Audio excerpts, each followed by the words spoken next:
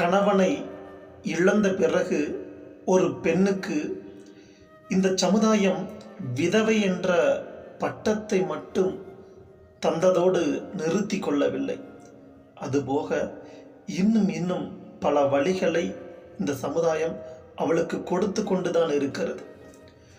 ஒரு மகள் அல்லது மகனின் பார்வையில் இதோ இந்த கவிதை. வாருங்கள், பாருங்கள், வாங்க கவிதைக்கு போகலாம்.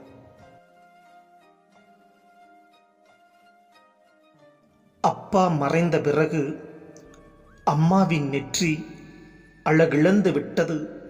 பொட்டுக்கு இடமின்றி பொலி விழுந்து விட்டது.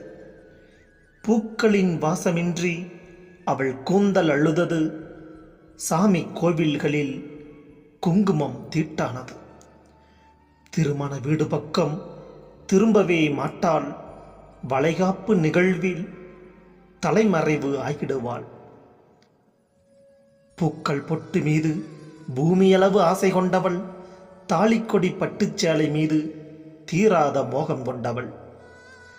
கண்ணாடியில் முகம் பார்த்து கண்கள் தேய ரசித்தவள். விதவிதமா வளைவி போட விரதமிருந்து கோவில் போனவள். அப்பாவை செல்லமாய் மாமா மாமா என்று அழைத்து அவள் உதடுகள் தேயும் அந்தளவு காதல் கொண்டவள்.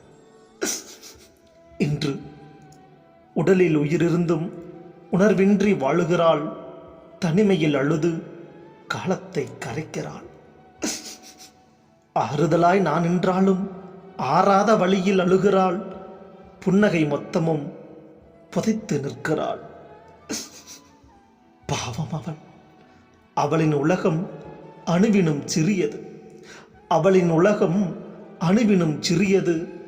மௌனமாய் நானும் மனதுக்குள் அழுகிறேன்.